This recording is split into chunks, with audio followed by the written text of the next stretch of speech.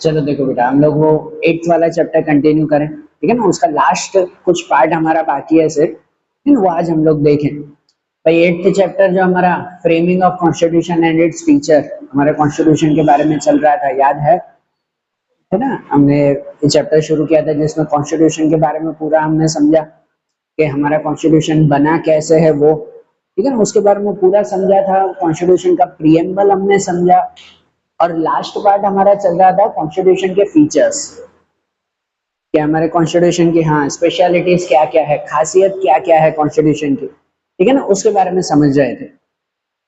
और कॉन्स्टिट्यूशन के फीचर्स समझ रहे थे, कल हमने 3-4 फीचर्स समझे, बेसिक 3-4 समझे। उसके आगे अब समझ रहे हैं, छोटे छोटे पॉइंट्स हैं पर ध्यान से समझना उसमें। कल ये बेसिक समझा था ना कि हमारा कॉन्स्टिट्यूशन रिटर्न डॉक्यूमेंट है, उसकी साइज में कहें तो भाई वर्ल्ड का सबसे लार्जेस्ट कॉन्स्टिट्यूशन है हमारा, है कि नहीं, ये पॉइंट समझा था।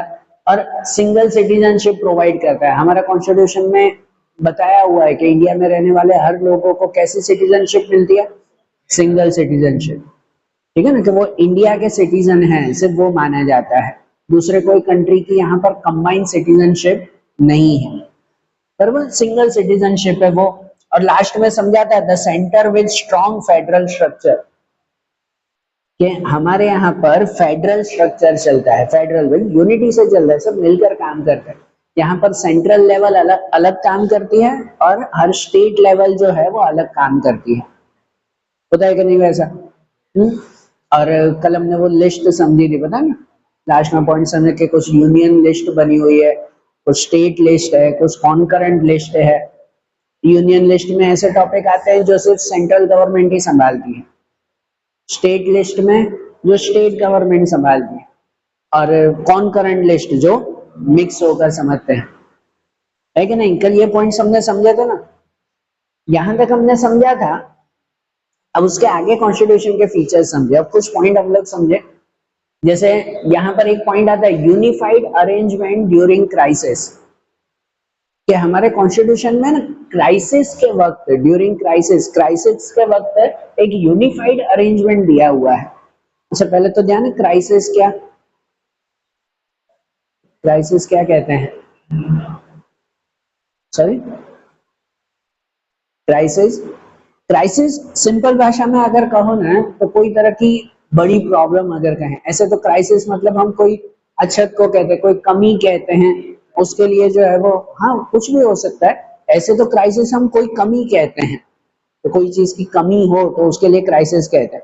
पर यहाँ क्राइसिस का मतलब होता है कि भाई कोई भी तरह की प्रॉब्लम, ठीक है ना, कुछ मेजर प्रॉब्लम, उसे हम क्राइसिस कहेंगे।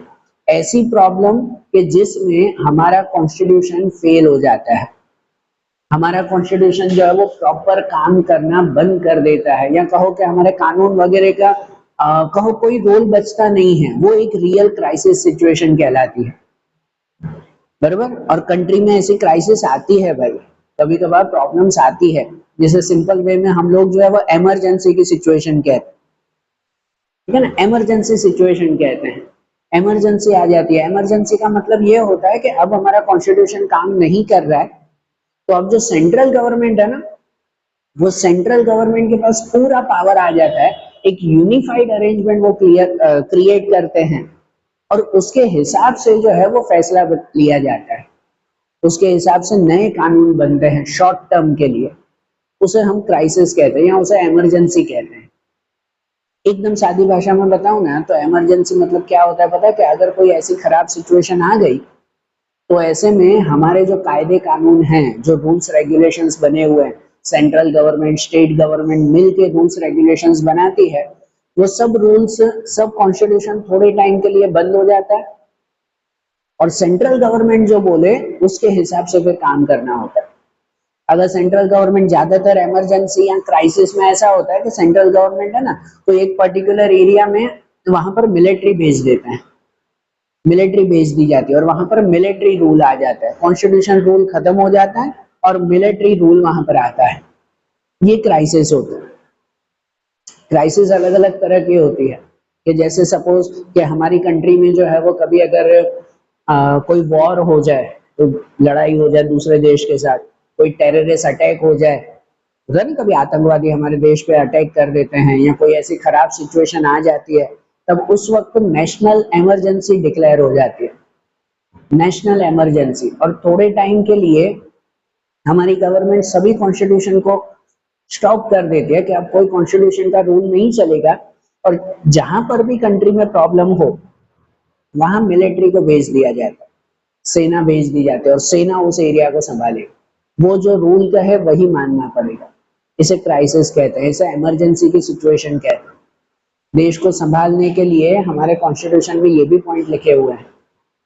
जैसे आपको पता है हमारे इंडिया में बहुत बार टेररिस्ट अटैक हुए हैं, हुआ ना, आतंकवादियों का अटैक। सपोज मुंबई में जैसे अटैक हुआ टेररिस्ट का, जस्ट एक एग्जांपल। तो जैसे मुंबई में अटैक हुआ तो अब मुंबई में वहां पर थोड़े टाइम के लिए जो है वो क्या हो जाता है पता है, कि भाई कॉन्स्टिट्यूशन बंद हो जाता है, मिलिट्री वहां संभाल लेती है कि पूरे शहर को अब मिलिट्री संभालेगी। अब वहां रूल्स रेगुलेशन सब खत्म, जो मिलिट्री बोले वही मानना पड़ेगा। अगर मिलिट्री कह रही है कि चलो भाई 2 दिन तक कर्फ्यू होगा, कर्फ्यू मतलब कि कोई भी घर से बाहर नहीं निकलेगा, बराबर, तो वो नहीं निकलना है, ये नया रूल हमें मानना है, बराबर, क्योंकि इमरजेंसी की सिचुएशन है, प्रॉब्लम है, टेररिस्ट अटैक हुआ है, हर तरफ डर फैला हुआ है कि क्या पता फिर से कोई अटैक हो जाए, फिर से कुछ प्रॉब्लम हो जाए। तो अगर मिलिट्री कह रही है कि 2 दिन किसी को घर से बाहर नहीं निकलना है तो नहीं निकलना है, बात खत्म। आ रही है ना बात समझ में? इसे हम लोग इमरजेंसी कहते हैं और रखना पड़ता है। फिर ऐसे नहीं कि भाई बाहर मिलिट्री आ गई और वो कह रहे हैं कि नहीं भाई अभी घर से बाहर नहीं निकलना, तो नहीं निकल, फिर ऐसे नहीं कह सकते कि नहीं नहीं हमें तो भाई फ्रीडम है, हमें तो आजादी है, हमारे कानून में लिखा हुआ है कि हमें तो घूमने फिरने का हक है, हम तो घूमेंगे। ऐसा चलेगा? नहीं चलेगा ना, क्योंकि प्रॉब्लम है। और उस प्रॉब्लम के लिए अगर गवर्नमेंट ने यूनिफाइड अरेंजमेंट किया है, यूनिफाइड अरेंजमेंट मतलब सबके लिए सेम रूल लगा दिया है, अगर नया रूल, तो वो मानना पड़ेगा। जैसे हमारे यहाँ पे पता है कोविड आया था, कोरोना की प्रॉब्लम आई थी, तो हमें भी पता है पूरे देश को बंद करवाया, लॉकडाउन कर दिया। तो ये भी तो इमरजेंसी थी ना, बरोबर ना, ये भी नेशनल इमरजेंसी कहलाती है। यहाँ पे ये पूरा पूरे देश में लॉकडाउन आ गया था कुछ महीनों के लिए कि घर पे ही बैठना है, बाहर नहीं। और बाहर निकलो तो आपने देखा हो पुलिस वाले मिलिट्री वाले डंडे लेकर खड़े थे, है ना। और उसके सामने हम थोड़ी कहेंगे कि नहीं नहीं हमें तो हक है, हमें तो आजादी है, हमारे कॉन्स्टिट्यूशन में लिखा हुआ है, हमारे फंडामेंटल राइट्स हैं, ऐसा तो नहीं कह सकते ना वहां पे। हरी बात ध्यान। सो सिंपल, हमारे कॉन्स्टिट्यूशन में क्राइसिस के लिए लिखा हुआ है कि अगर कंट्री में कोई क्राइसिस आया, मतलब ऐसी प्रॉब्लम, क्राइसिस मतलब समझ लो कि ऐसी प्रॉब्लम कि जहां हमारा कॉन्स्टिट्यूशन फेल हो जाता है, हमारा कानून अब बरोबर काम नहीं कर रहा है, तो ऐसे में सेंट्रल गवर्नमेंट पूरा पावर अपने हाथ में ले लेती है और एक यूनिफाइड अरेंजमेंट करती है। सिंपल वे में एक इमरजेंसी डिक्लेयर कर देती है। अब जो वो सरकार बोले वही करना है, वो कंफर्म बात। आ रहा है ध्यान? और ये जो क्राइसिस या इमरजेंसी होती है ना, वो 3 तरह की इमरजेंसी होती है, ध्यान मेरे समझ में। 3 तरह की इमरजेंसी होती है। एक हम लोग कहते हैं नेशनल इमरजेंसी, कि जब कंट्री में वॉर हो जाए, कुछ टेररिस्ट अटैक हो जाए या कोई दूसरी ऐसी प्रॉब्लम आ जाए, तो वो नेशनल इमरजेंसी होती है। उस वक्त भी सरकार का कॉन्स्टिट्यूशन बंद हो जाता है और जो सेंट्रल गवर्नमेंट का है वैसे मानना पड़ता है। दूसरा होता है कॉन्स्टिट्यूशनल इमरजेंसी। कॉन्स्टिट्यूशनल इमरजेंसी कि जब कोई ऐसी सिचुएशन आ जाए जहां हमारा कॉन्स्टिट्यूशन कोई मान नहीं रहा है। कभी कभार पता है दंगे फसाद हो जाते हैं, रायट्स होते हैं, दंगे फसाद होते हैं, पता है ना, कि सब लोग जो है वो कोई भी रीजन से, सपोज सब लोग जो है वो सड़कों पर आ गए, सड़कों पर आ गए, हर जगह पर जो है वो पत्थर मार कर रहे हैं, बसें जला रहे हैं, ये प्रॉब्लम कर रहे हैं, देखा होगा कभी टीवी में या कहीं पर। तो सब लोग जो है वो सड़कों पे आ गए हैं, अब कोई कानून मान ही नहीं रहा है, कोई नियम नहीं मान रहा है, कोई पुलिस की बात नहीं मानेगा, कुछ भी नहीं, कोई भी आए तो सामने उसे मार रहे हैं, है ना, बसें जला रहे हैं, पब्लिक प्रॉपर्टी खराब कर रहे हैं, होता है ना ऐसा। तो कभी कभार लोगों में ऐसा गुस्सा आ जाता है, दंगे फसाद हो जाते हैं या दूसरी प्रॉब्लम आ जाती है और लोग कानून मानना खुद ही बंद कर देते हैं, उसे कॉन्स्टिट्यूशनल इमरजेंसी कहते हैं। तो ऐसे में भी फिर उन सबको कानून कैसे मनवाना है, वो सेंट्रल गवर्नमेंट सब अपने कब्जे में लेती है, बराबर। या फिर थर्ड एक इमरजेंसी आती है, वो आती है फाइनेंशियल इमरजेंसी, कि अगर कंट्री में कभी पैसों की बहुत प्रॉब्लम आ गई, कि कंट्री में सब चीजों के भाव बढ़ते जा रहे हैं, सरकार जो है वो देश के पैसों को संभाल नहीं पा रही है, बराबर। ऐसी अगर कोई सिचुएशन आ गई तो उसे फाइनेंशियल इमरजेंसी कहते हैं, पैसों की इमरजेंसी। उस वक्त भी सेंट्रल गवर्नमेंट अपने फैसले लेती है। सो सिंपल सी बात याद रखना कि जब क्राइसिस आती है, मतलब हमारा कॉन्स्टिट्यूशन जब प्रॉपर काम नहीं कर पाता, तो यूनिफाइड अरेंजमेंट होता है, पूरा सेंट्रल गवर्नमेंट सब कुछ अपने कब्जे में ले लेती है और वो जैसे बोले वैसे काम करना पड़ता है। दूसरा एक पॉइंट आता है हमारे कॉन्स्टिट्यूशन का, ये भी सबसे इंपॉर्टेंट पॉइंट, कि पार्लियामेंट्री सिस्टम।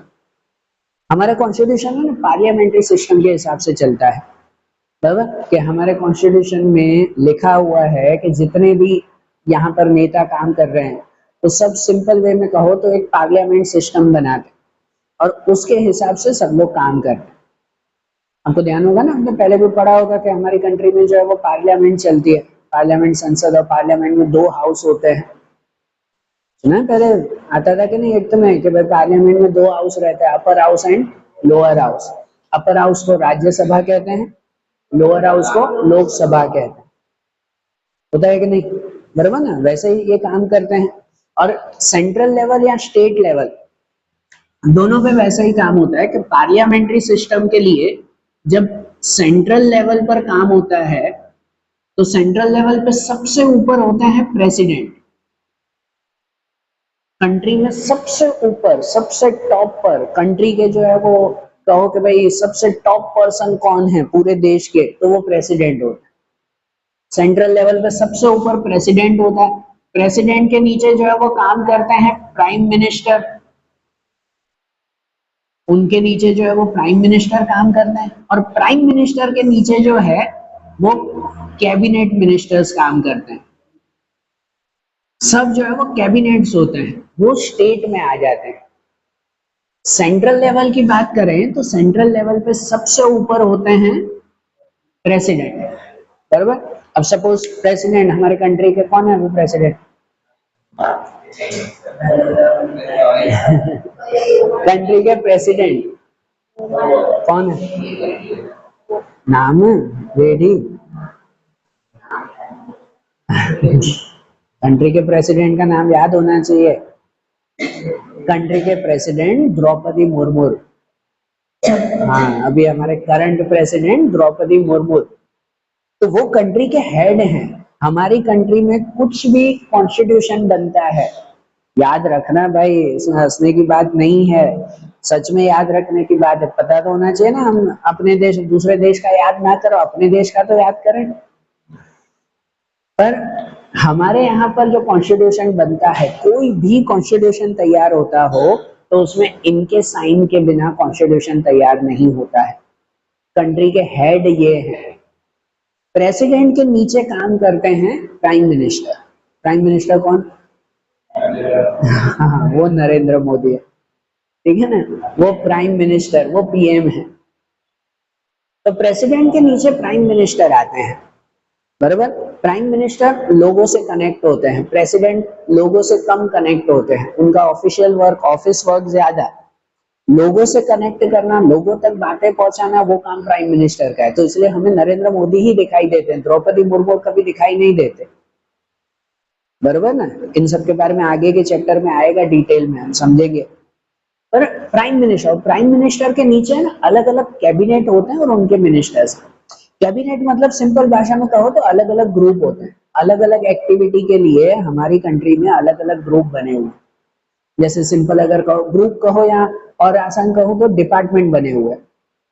जैसे आपको ध्यान है कि हमारी कंट्री का हेल्थ डिपार्टमेंट है, हेल्थ डिपार्टमेंट जो पूरी कंट्री के हेल्थ रिलेटेड एक्टिविटीज को संभालता है, उसके लिए कानून बनाएगा, उसके लिए काम करेगा, है ना, हेल्थ डिपार्टमेंट। फिर एक एजुकेशन डिपार्टमेंट है, पूरी कंट्री के एजुकेशन पे ध्यान रखते हैं, बराबर। एक डिफेंस डिपार्टमेंट रहेगा जो कंट्री के डिफेंस मतलब सेना को संभालेगा।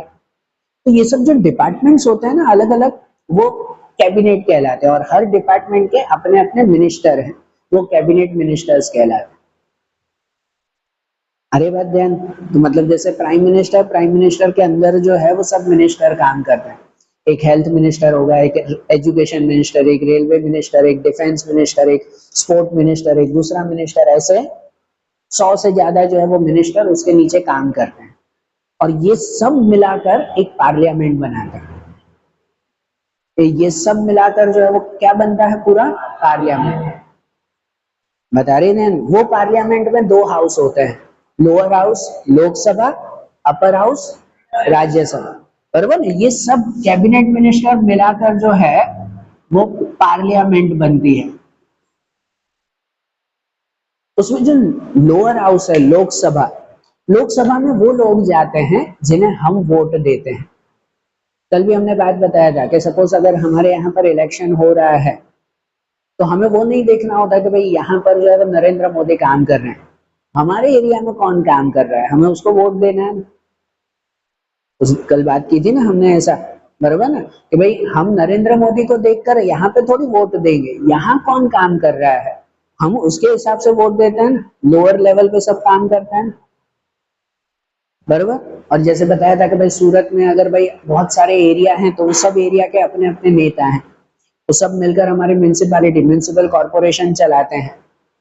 एक शहर से मिलकर फिर बहुत सारे शहर मिलकर पूरे गुजरात का, पूरे स्टेट का जो है वो काम चलता है, ऐसे होता है ना। तो हम जो ये इन लोगों को सिलेक्ट करते हैं ना, वो धीरे धीरे ऊपर लेवल पे जाते हुए लोकसभा में पहुंचते हैं, पार्लियामेंट की लोकसभा में। तो लोकसभा है ना, वो लोग इसलिए कहते हैं क्योंकि हमारे लोगों के द्वारा सिलेक्ट किए हुए लोग वहां होते हैं। तो हमें कोई भी प्रॉब्लम होती है हम इनको बताते हैं, ये जाते हैं कहाँ पर, लोकसभा में। वो प्रॉब्लम लोकसभा तक पहुंचती है। पब्लिक को कोई प्रॉब्लम है तो वो कहाँ पहुंचेंगे, तो वो जाएंगे हमारे आसपास जो ये लोग हैं हम उनके पास बात पहुंचाएंगे। हम सीधा थोड़ी पीएम के पास जाएंगे, बराबर, सीधा प्राइम मिनिस्टर के पास तो नहीं जा रहे हैं, हम हमारे एरिया के लोग के पास जाएंगे। वो प्रॉब्लम होगी वो आगे जाएगी, स्टेप बाय स्टेप आगे जाएगी और पहुंचेगी लोकसभा तक। लोअर हाउस, लोअर हाउस के ऊपर होता है फिर अपर हाउस राज्यसभा। राज्यसभा में है ना प्रेसिडेंट के सिलेक्ट किए हुए लोग होते हैं, हमारे भी होते हैं, प्रेसिडेंट के सिलेक्ट किए हुए भी लोग होते हैं। उसकी पूरी डिटेलिंग आगे के चैप्टर में बताऊंगा मैं। तो लोअर हाउस होता है लोकसभा, जिसमें हमारे सिलेक्ट किए हुए लोग हैं। उसके ऊपर होता है राज्यसभा, जिसमें ज्यादातर प्रेसिडेंट के सिलेक्ट किए हुए लोग हैं। उसके ऊपर होता है ये प्राइम मिनिस्टर, उनके ऊपर। तो हमें अगर कुछ भी बात पहुंचानी है ना सरकार तक, तो हम हमारे एरिया के लोगों के पास पहुंचाएंगे, उनके पास बात पहुंचेगी तो वो स्टेप बाय स्टेप आगे जाएगी लोकसभा में। लोकसभा में जितने भी लोग होते हैं वो उसके ऊपर डिस्कस करते हैं, क्या यार ये बात हुई है, अब इस पे क्या करें, नया कानून बनाना है, सही करना है, क्या करना है, वो लोकसभा में डिस्कशन होते हैं। उसमें ठीक हुआ तो वो कहाँ जाता है, राज्यसभा में। तो राज्यसभा में फिर उसके ऊपर डिस्कशन होगी कि भाई लोगों को ये परेशानी है, अब इसके लिए नया कानून बना है, क्या करें कैसे करें। राज्यसभा में भी ठीक हुआ वो आगे होगा उसके पास, हाँ वो राज्यसभा के साथ ही इंक्लूड हो जाता है। और उसमें भी जब हाँ हुआ तो वो किसके पास जाएगा, हमारी बात वहां तक पहुंचेगी, और वो जब मानेंगे तो नया कानून बनेगा या कानून में अमेंडमेंट चेंजेस आएंगे। बता रहे हैं ना ध्यान। तो हमारा सिस्टम ऐसे चलता है, इसलिए हमारे सिस्टम को पार्लियामेंट्री सिस्टम कहते हैं। और ये पार्लियामेंट्री सिस्टम होता है सेंट्रल लेवल पे। स्टेट लेवल पे भी यही होता है कि स्टेट लेवल पर इंडिया में जितने भी स्टेट हैं वो स्टेट लेवल पर सबसे ऊपर होता है, वो होता है गवर्नर। जैसे सेंट्रल लेवल पे सबसे ऊपर होते हैं प्रेसिडेंट, स्टेट लेवल पे सबसे ऊपर कौन होता है, गवर्नर। सबसे ऊपर गवर्नर होते हैं, गवर्नर के नीचे काम करते हैं सीएम, चीफ मिनिस्टर, और उनके नीचे ही फिर अलग अलग यही कैबिनेट मिनिस्टर्स होते हैं, बराबर ना। कैबिनेट मिनिस्टर मतलब भाई स्टेट लेवल पे भी तो ऐसा ही ना, तो सबसे ऊपर गवर्नर होते हैं, उनके नीचे सीएम होता है, सीएम के नीचे फिर हमारे स्टेट में भी एजुकेशन मिनिस्टर अलग होगा, डिफेंस मिनिस्टर अलग, हेल्थ मिनिस्टर अलग। जैसे वहां सेंट्रल लेवल वैसे स्टेट लेवल पे भी, हाँ गवर्नर पोस्ट है वो। तो हमारे जैसे भाई कंट्री का हेड वो ये प्रेसिडेंट कहलाया, वैसे स्टेट का हेड गवर्नर। है ना। जैसे हमारे कंट्री के सॉरी हमारे स्टेट गुजरात के गवर्नर, गुजरात के गवर्नर करंटली हैं आचार्य देवव्रत। हाँ, आचार्य देवव्रत वो हमारे गुजरात के गवर्नर हैं। गुजरात में कभी भी कानून बनता है तो इनकी परमिशन, इनके साइन के बिना नहीं बनता। गुजरात के हेड ये हैं आचार्य देवव्रत करंटली जो हैं, और उनके नीचे काम करते हैं सीएम, हमारे गुजरात के सीएम भूपेंद्र भाई पटेल। हाँ, भूपेंद्र भाई पटेल, ठीक है ना, गुजरात के सीएम। याद रखना भाई, बरोबर याद रखना है जनरल नॉलेज के लिए कि हमारे गवर्नर हैं आचार्य देवव्रत और हमारे सीएम भूपेंद्र भाई पटेल। हाँ, भूपेंद्र भाई पटेल वो सीएम है। ये दोनों हमारे स्टेट के हेड कहलाते हैं, तब और उनके नीचे फिर अलग अलग मिनिस्टर्स आते हैं। और हमारे स्टेट में भी ऐसे ही पार्लियामेंट सिस्टम चलता है। बता रही है ध्यान। तो हमारी कंट्री में ना एक प्रॉपर पार्लियामेंट सिस्टम है कि जहां पार्लियामेंट सिस्टम में हमें कोई भी बात पहुंचानी हो तो उसके लिए ऐसे सीढ़ियां बनी हुई है, स्टेप बने हुए हैं।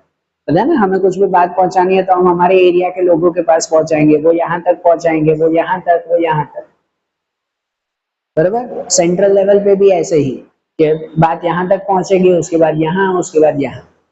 देखो, पार्लियामेंट्री सिस्टम के बाद फिर दूसरा एक फीचर आता है, वो आता है इंडिपेंडेंट एंड इम्पार्शियल जुडिशियरी।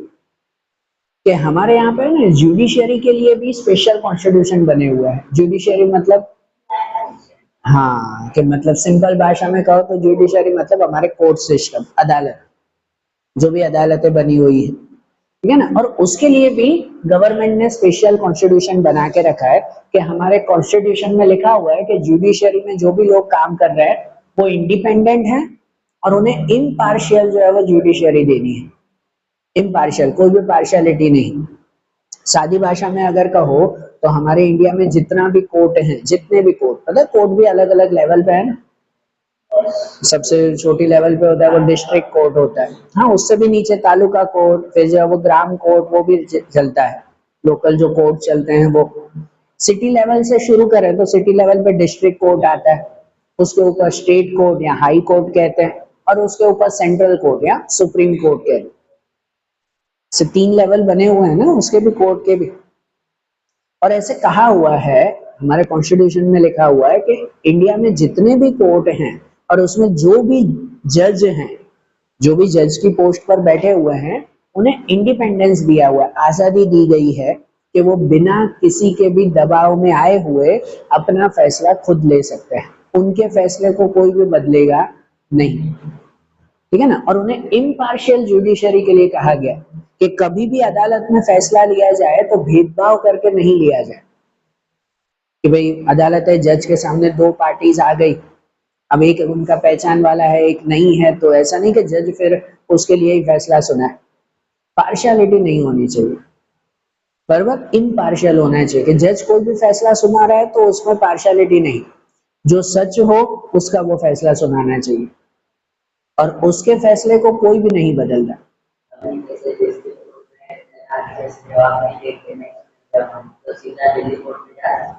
नहीं, लेवल बाय लेवल जाते हैं कि अगर सपोज कोई प्रॉब्लम आ रही है, उसमें भी हमारा जुडिशियरी सिस्टम ऐसे बना हुआ है कि अगर डिस्ट्रिक्ट कोर्ट में कोई केस चला, हमारा सिटी लेवल पे अगर कोई केस चल रहा है, दूसरे ऐसे नहीं, सपोज डिस्ट्रिक्ट कोर्ट पे अगर कोई केस चल रहा है, कि सपोज मेरा अगर कोई केस चल रहा है कि सिटी कोर्ट में, डिस्ट्रिक्ट कोर्ट में, वहां अगर कोई केस हुआ और मैं केस हार गया, तो जज ने फैसला सुना, वो फैसला फिक्स है, उसे कोई भी बदल नहीं सकता है, उसे मानना पड़ेगा। पर सपोज जो 2 पार्टीज हैं, सपोज मैं हूं, मुझे जज का फैसला पसंद नहीं आया, तो मैं उनके फैसले पर अपील कर सकता हूँ, मतलब कि आगे जा सकता हूँ। हाँ, कि डिस्ट्रिक्ट कोर्ट के बाद आता है हाई कोर्ट, मैं हाई कोर्ट में बोल सकता हूँ कि नहीं नहीं, ये केस फिर से लड़ो, मैं सही हूँ, शायद जज की गलती हो गई है, तो वो हाई कोर्ट में फिर से जाता है। अगर हाई कोर्ट में भी दूसरे जज ने जो फैसला सुनाया, बराबर, वो ठीक हुआ तो ठीक है, फिर बात सही है, वो कहेंगे कि नहीं भाई जो डिस्ट्रिक्ट कोर्ट में फैसला सुनाया था वो बराबर नहीं था, अब ये फैसला हम बदलते हैं, जज का फैसला जज ही बदल सकता है और कोई नहीं बदल सकता। यही इंडिपेंडेंट जुडिशरी है कि जज का फैसला जज ही बदलेगा और कोई नहीं। तो डिस्ट्रिक्ट कोर्ट में अगर कुछ हुआ तो मैं अपील करूंगा हाई कोर्ट में, वहां फैसला आया, सपोज वहां का भी फैसला आया और मुझे पसंद नहीं आया कि नहीं नहीं ये ठीक नहीं है, तो फिर वो जाएगा सुप्रीम कोर्ट। फिर सुप्रीम कोर्ट जो फैसला सुना है वो फाइन, वो कंफर्म होता है, उसे फिर जो है वो बदला नहीं जाता है। तो ये इंडिपेंडेंट जुडिशरी है कि हमारे जज को ये आजादी दी जाती है, हमारे कॉन्स्टिट्यूशन में लिखा हुआ है कि वो अपने हिसाब से अपने मन से फैसला ले सकते हैं, सही और गलत देखकर। उन्हें जज के फैसले को कोई बदल सकता नहीं है। हाँ, उसमें फिर हमें ये ताकत है ना कि अगर हमें लग रहा है कि नहीं जज का फैसला गलत है, तो हम दूसरी जगह अपील कर सकते हैं, तो दूसरा जज ही उस जज के फैसले को बदल सकता है, तब तक नहीं। Independent and impartial judiciary. उसके बाद आता है अमेंडमेंट इन कॉन्स्टिट्यूशन, कि हमारा जो कॉन्स्टिट्यूशन है ना वो कॉन्स्टिट्यूशन फ्लेक्सिबल है, कोई रिगिड नहीं है कि भाई एक बार जो कॉन्स्टिट्यूशन बन गया बस बन ही गया, उसको कभी बदलेंगे नहीं, ऐसा थोड़ी है। फ्लेक्सिबल है, सिचुएशन के हिसाब से लोगों की भलाई के लिए कॉन्स्टिट्यूशन में अमेंडमेंट्स मतलब के चेंजेस आते रहते, कर सकते हैं चेंजेस, पर उसके चेंजेस करना आसान नहीं है। कॉन्स्टिट्यूशन में चेंजेस करना हो तो वो चेंजेस जो है वो पार्लियामेंट सिस्टम के हिसाब से ही होता है। जो मैंने पहले सिस्टम बताया ना, अगर हमें कोई कानून बदलना है तो हम कैसे स्टेप बाय स्टेप जाएंगे, हम लोकसभा तक बात पहुंचाएंगे, फिर वहां पे डिस्कशन चलेगा, तो उसके बाद राज्यसभा में बात पहुंचेगी, वहां डिस्कशन चलेगा, उसके बाद फिर पीएम के पास, उसके बाद फिर प्रेसिडेंट के पास, फिर जाकर कोई कॉन्स्टिट्यूशन में अमेंडमेंट्स आए। और नहीं, उनमें नहीं आता, वहां प्रेसिडेंट है, प्रेसिडेंट ही काम करता है। और उसमें भी वैसे है कि जब लोकसभा राज्यसभा में बातें जाती हैं तो वहां पर वोटिंग होती है, और अगर मेजोरिटी लोग ये कहते हैं कि हाँ भाई ये कॉन्स्टिट्यूशन में अमेंडमेंट्स लाना है, तो कॉन्स्टिट्यूशन में अमेंडमेंट आए, और वो भी कैसा अमेंडमेंट है उसके हिसाब से भी मेजोरिटी होती है। कोई नॉर्मल अगर कोई टॉपिक हो तो उसमें सिंपल मेजोरिटी भी चल जाती है। कोई कोई टॉपिक ऐसे होते हैं जिसमें पर्टिकुलर परसेंटेज होते हैं कि अगर 66% लोग हाँ कहेंगे तो अमेंडमेंट होगा, नहीं तो नहीं होगा, तो इतने लोग हाँ कहें तो जैसा कॉन्स्टिट्यूशन का टॉपिक, जितना सीरियस टॉपिक, जितनी जो है वो जरूरी टॉपिक, उसके हिसाब से उसमें फिर अमेंडमेंट आता है, लेकिन प्रोसीजर वही चलती है हमारी।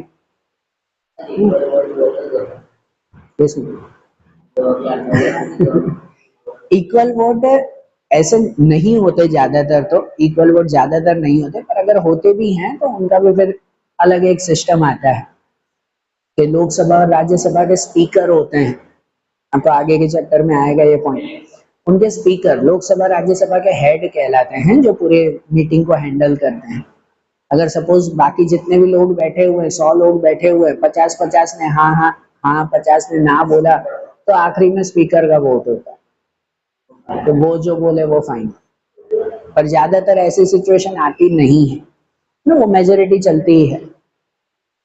सो इन शॉर्ट कि हमारा जो कॉन्स्टिट्यूशन है वो कॉन्स्टिट्यूशन फ्लेक्सिबल है, रिगिड नहीं है, फिक्स नहीं है कि नहीं भाई ऐसे ही चलना पड़ेगा।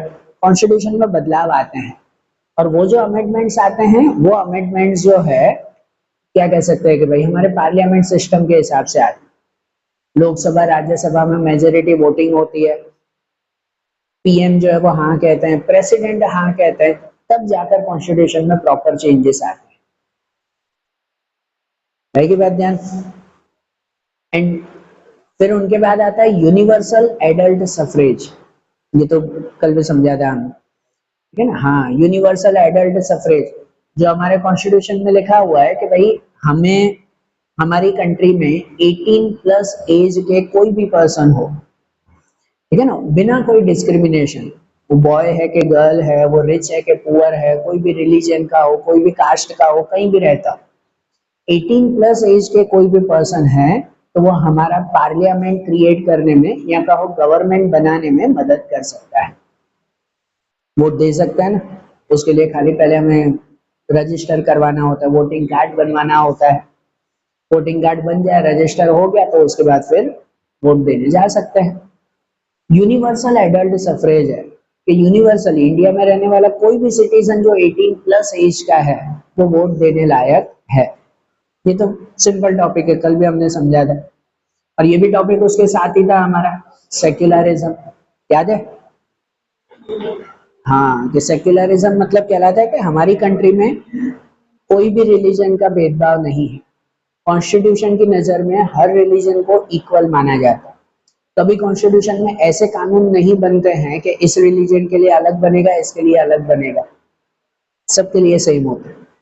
बराबर, कोई भी एक्शन लिया जाएगा तो सबके लिए सेम लिया जाएगा, कोई भी बात की जाएगी तो सबके लिए सेम की जाएगी। बराबर, ये सेक्युलरिज्म है हमारे यहाँ। इन्हीं के साथ ये तो सेम ही पॉइंट है कल जो हमने पढ़े थे, उसीलिए ठीक है ना। अब ये पॉइंट हमारा आता है, एक स्पेशल फीचर आता है कॉन्स्टिट्यूशन का जो कहते हैं जुडिशियल रिव्यू। जुडिशियल रिव्यू, अब ये ऐसा होता है कि देखो हमारी कंट्री में कोई भी कानून हो, कुछ भी चीज हो, तो उसके लिए फैसला कौन कौन लेता है? या तो पार्लियामेंट फैसला देती है, वहां पे पीएम प्रेसिडेंट जो है वो फैसला लेंगे कि चलो अब इंडिया में ऐसा रूल चलेगा, या तो वो फैसला लेंगे, या तो फैसला कौन लेता है? तो हमारी अदालत, जुडिशियल, जुडिशरी लेते हैं। अदालत में हर कोर्ट रहता है ना। सपोज अगर हमारे सूरत में कोई प्रॉब्लम हुई तो हमारे जो डिस्ट्रिक्ट जज होंगे तो वो डिस्ट्रिक्ट जज सूरत के लिए फैसला ले सकते हैं कि सूरत में लोगों को ये प्रॉब्लम हो रही है, आप काम करो। हाई कोर्ट मतलब पूरे स्टेट लेवल पे हो गया, सूरत तो मतलब डिस्ट्रिक्ट लेवल हुआ ना, ठीक है ना, स्टेट लेवल पे थोड़ी, डिस्ट्रिक्ट लेवल पे। हमारी कंट्री में कुछ भी फैसला लेना हो ना पब्लिक के लिए, तो पब्लिक के लिए फैसला या तो पार्लियामेंट के थ्रू लिया जाता है, और यहाँ दूसरा लिया जाता है किसके थ्रू? जजेस के थ्रू, मतलब जुडिशरी के थ्रू, अदालत के थ्रू। बराबर ना, इनके जरिए जो है वो फैसला लेते हैं। अब उनमें एक सिस्टम बहुत अच्छा है कि हमारे जुडिशियर में जुडिशियल रिव्यू नाम का एक पॉइंट आता है। जुडिशियल रिव्यू, जुडिशियल रिव्यू मतलब कि हर अदालत, भले वो डिस्ट्रिक्ट पे हो, हाई कोर्ट पे हो या सुप्रीम कोर्ट पे हो, ज्यादातर सुप्रीम कोर्ट में ही, पर हर अदालत जो है उस एरिया में या पूरी सुप्रीम कोर्ट और पूरी कंट्री में जो जो फैसले जहां जहां लिए हुए हैं उसको हमेशा रिव्यू करते रहते। क्या करते रहता है? रिव्यू। और अगर सुप्रीम कोर्ट को लगता है कि जहां पर ये फैसला लिया गया वो ठीक नहीं था, इसको बदलना चाहिए, तो सुप्रीम कोर्ट सबको सजेशन देते हैं कि आप लोग ये फैसला बदलो, ये चीज ठीक नहीं है। बराबर, ये सिंपल उसकी तरह होता है कि सपोज आपके क्लास में है, मैं स्कूल का ही एग्जांपल फिर से दे रहा हूँ कि आपकी क्लास में आपके टीचर हैं, क्लास टीचर है, आपके क्लास के लिए फैसला सुनाया। अब क्लास टीचर ने कोई रूल बना दिया कि भाई रिसेस में कोई भी क्लास के बाहर नहीं जाएगा, एक रूल है ना। हाँ, ऐसे नहीं, मे भी अगर बना जाए तो फिर टीचर कहे कि भाई, हाँ आपके स्कूल में है ना शायद, हाँ बराबर, कि सपोज अगर, हाँ आप लकी हो पता है, रिसर्च में घूमना फिरना मिल रहा है। जस्ट एक एग्जांपल कि सपोज आपके टीचर ने ये नियम बना दिया कि भले पूरा स्कूल बाहर होता हो, हमारे क्लास के बच्चों को रिसर्च में बाहर नहीं जाना है, क्लास में बैठ के खाना खाओ। एक जस्ट एग्जांपल कि भाई अगर टीचर ने ऐसा नियम बनाया है, अब नियम बनाया, सब बच्चे को मानना पड़ेगा, मानेंगे ही। लेकिन इसमें जो हमारे स्कूल के प्रिंसिपल हैं, जो ट्रस्टी हैं, वो है ना सभी टीचर्स के रूल्स के, कौन से टीचर ने क्या रूल बनाया है उसको रेगुलर चेक करते रहते हैं कि इस टीचर ने क्लास में क्या किया है, इसने क्या किया है। और अगर उनको लगता है कि यार ये टीचर ने जो रूल बनाया है बच्चों के लिए ये थोड़ा ठीक नहीं है, तो वो उन्हें सजेशन देंगे कि नहीं भाई ऐसे मत करो, कि आप जो है वो अपनी क्लास का ये रूल बदलो।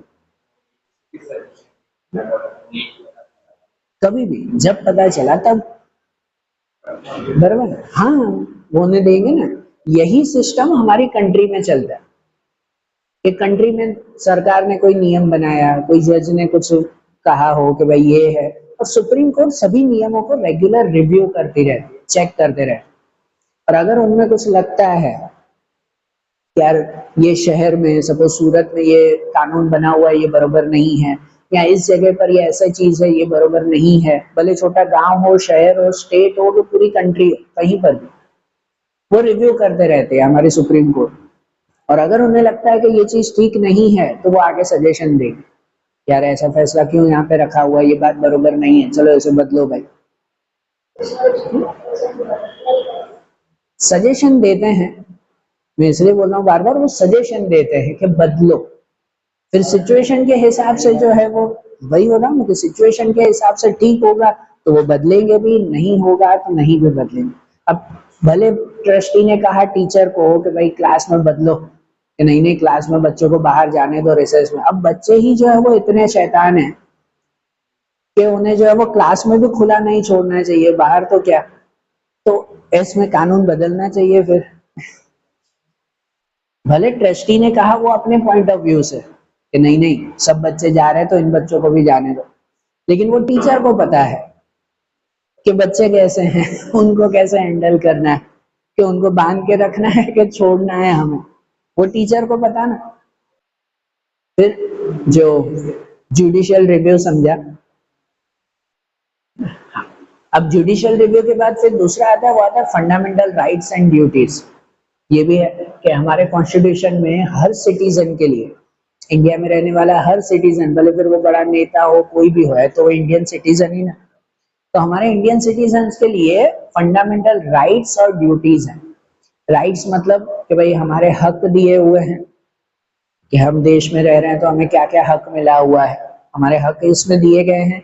और साथ में ड्यूटीज, हमारे फर्ज, ठीक है ना, कि हमारा फर्ज क्या है, हमें देश के लिए क्या करना, सब छोटी छोटी चीजें उसमें रहती है, वो फंडामेंटल राइट्स एंड ड्यूटीज, ये भी हमारे कॉन्स्टिट्यूशन में है,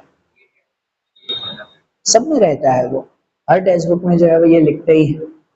हमारे आगे का चैप्टर 8th चैप्टर है ना, हमारा 9th चैप्टर है ही इसके बारे में, फंडामेंटल राइट्स एंड ड्यूटीज, जिसमें हम डिटेल में समझेंगे कि भाई ये है क्या। और साथ में ये भी directive principle of state policy, इसलिए मैं अभी शॉर्ट में ही बोल रहा हूँ कि इसका पूरा पॉइंट डिटेल में आगे आएगा आप पूरे चैप्टर में। And directive principles of state policy, ये भी वैसे ही होता है कि directive principle of state policy मतलब कि भाई हमारे यहाँ पर हर स्टेट को जैसे बोल दिया जाता है कि आप अपना कानून अपने हिसाब से बना सकते हो, हर स्टेट की सिचुएशन अलग अलग है, तो वो अपने हिसाब से अपना अपना कानून बनाता है, बरोबर ना। कल भी हमने बात समझी थी ना कि भाई कुछ जो है वो ये फेडरल स्ट्रक्चर में कि कुछ स्टेट लिस्ट दे दी गई है कि भाई ठीक है कि भाई ये टॉपिक पे हर स्टेट अपने हिसाब से डिसीजन लेगा, तो हर स्टेट अपने अकॉर्डिंग पॉलिसी बनाते हैं, अपने अकॉर्डिंग रूल्स बनाते हैं, लेकिन वो रूल्स बनाने में हेल्प करने के लिए सेंट्रल गवर्नमेंट कुछ डायरेक्शंस जो है वो प्रोवाइड करती है, डायरेक्टिव प्रिंसिपल्स प्रोवाइड करती है, एक तरह की गाइडलाइंस, एक तरह की गाइडलाइंस कि ठीक है कि आपको जो है वो ऐसे काम करना है, ये directive principle of state policy, जिससे नहीं, हाँ वो एक तरह की गाइडलाइंस है कि उसके अकॉर्डिंग बनाए, फिर एग्जैक्ट वही बनाए या उसके हिसाब से काम करें, वो उनकी इच्छा। ये उसकी तरह ही होता है, जैसे अभी एग्जांपल दिया वही आपके स्कूल का ही जैसे सिस्टम, कि टीचर को बोला जाता है कि अपने क्लास के लिए अपने अपने रूल्स बनाना, लेकिन क्या रूल्स बनाने हैं, कैसे रूल्स बनाने हैं, तो प्रिंसिपल पहले गाइडलाइंस देते हैं, ट्रस्टी गाइडलाइंस देता है कि देखो भाई ऐसे रूल बनाना, एक रूल होमवर्क के लिए तैयार करना, एक जो है स्टूडेंट के यूनिफॉर्म के लिए रूल बनाना, एक ऐसा बनाना, ये कुछ गाइडलाइंस होते हैं जिससे टीचर आराम से उसके अकॉर्डिंग रूल्स बना सकते हैं। तो वैसे ही सेंट्रल गवर्नमेंट भी, हमारे कॉन्स्टिट्यूशन में सेंट्रल गवर्नमेंट भी हर स्टेट को कुछ डायरेक्टिव प्रिंसिपल्स, कुछ जो है वो सिंपल गाइडलाइंस प्रोवाइड कर, कि ठीक है आप इसके हिसाब से रूल बनाओ, तो भाई आपके स्टेट का वेलफेयर, उसका फायदा, उसकी जो है वो क्या कहते हैं कि भाई ग्रोथ वो अच्छी खासी हो पाए। ये भी हमारा आगे के चैप्टर का पूरा टॉपिक है, हम देखेंगे कि भाई सेंट्रल गवर्नमेंट कैसी गाइडलाइंस प्रोवाइड करती है, ठीक है ना। हमारा नेक्स्ट चैप्टर है ना, चैप्टर 9, वो इन्हीं दोनों टॉपिक के ऊपर है, fundamental rights and duties and directive principle of state policy. देखेंगे कि भाई सेंट्रल गवर्नमेंट किस तरह से हमें गाइडलाइंस प्रोवाइड करती है। और ये एक पॉइंट आता है हमारे कॉन्स्टिट्यूशन का कि provision for backward section and tribes, कि हमारी कंट्री के जो बैकवर्ड सेक्शन के लोग हैं, जो बैकवर्ड ट्राइब्स के लोग हैं, उनके लिए भी गवर्नमेंट स्पेशल प्रोविजन बनाती है। कल एक एग्जांपल आपको डिटेल में दिया था, पता है कि आपको वो बोला था ना कि आप जब स्कूल में फॉर्म भरते हो तो उसमें जनरल, फिर उसके बाद एससी, एसटी, है ना, ओबीसी, ये देखते हैं ना हम लोग फॉर्म में, शेड्यूल कास्ट, शेड्यूल ट्राइब्स, ये अलग अलग बैकवर्ड सेक्शन के लोग हैं। कल भी बोला था कि हम सिटी में रहते हैं, हमारे लिए पढ़ने लिखने इन सब की पूरी फैसिलिटी है। गांव में रहने वाले लोग या जो जंगल में रह रहे हैं आज भी, जहाँ फैसिलिटीज ही नहीं है, उनको आगे बढ़ना हो तो, उनको डॉक्टर बनना हो, उनको बड़ा कुछ बनना हो तो, कल नहीं बात की थी, तो वो क्या करे, उनके लिए भी तो कुछ होना चाहिए ना। तो उन्हें सपोर्ट गवर्नमेंट देती है और उनके लिए अलग अलग प्रोविजंस तैयार करती है, ऐसे बैकवर्ड सेक्शन के लोगों के लिए, कि जिन्हें नेचुरल फैसिलिटी नहीं है। हमें है फैसिलिटी, तो सरकार हमें दूसरे फायदे नहीं दे रही है, लेकिन जिन्हें फैसिलिटीज नहीं है, गवर्नमेंट उन्हें फैसिलिटीज देती है, स्पेशल बेनिफिट देती है, कि जिससे वो लोग जो है वो कुछ काम कर सके। बराबर, जैसे कल बात की थी हमने, वो क्या कहते हैं, रिजर्वेशंस रखते हैं, रिजर्वेशन रखी जाती है, कुछ कंसेशन दिए जाते हैं कि बैकवर्ड सेक्शन के लोग हो तो स्कूल कॉलेजेस में फीस उनके लिए कम हो जाती है, फीस कम हो जाती है या फ्री हो जाती है उनके लिए, पासिंग मार्क्स कम हो जाते हैं, हमारे लिए 35 पासिंग मार्क्स हो, उनके लिए 25 हो जाते हैं। स्कूल कॉलेजेस में एडमिशन लेना हो तो उसके लिए रिजर्व सीट रहती है, कि कॉलेज में एडमिशन लेने जाओ कि भाई 60 बच्चों की सीट रहती है, कि 60 बच्चों को एडमिशन मिलेगा, तो 60 में से 10 बच्चों के लिए, इनके लिए सीट रखी जाती है, कि 10 इन बच्चों को सीट देंगे हम लोग, बाकी के 50 दूसरों को। तो ऐसे सिंपल सिंपल रूल्स बन गए कि जिससे वो लोग भी आगे आ सके, क्योंकि हमारी कंट्री सोशलिस्ट कंट्री है। यहाँ पे कोई भी कानून बनता है तो सोसाइटी में सबकी डेवलपमेंट के लिए बनता है, ऐसा नहीं कि भाई कुछ लोगों के फायदे के लिए बहुत कुछ बने और कुछ लोग पीछे रह जाए, ऐसा हमारा कॉन्स्टिट्यूशन नहीं मानता। तो जो लोग ऑलरेडी पीछे हैं उनके लिए सरकार स्पेशल रूल्स तैयार करती है। बता रही है ध्यान, ठीक है ना। देखो ये सब टॉपिक हैं, इतनी सारी बातें आई, तभी तो कहते हैं ना कि हमारा कॉन्स्टिट्यूशन कोई छोटा कॉन्स्टिट्यूशन थोड़ी है। हर छोटी छोटी बात, हर छोटी छोटी चीज हमारे कॉन्स्टिट्यूशन में लिखी हुई है, इसी वजह से वो सबसे लार्जेस्ट कॉन्स्टिट्यूशन कहलाता है। रहेगा बात ध्यान, पक्का ध्यान रहेगी बात में। चलो ठीक है।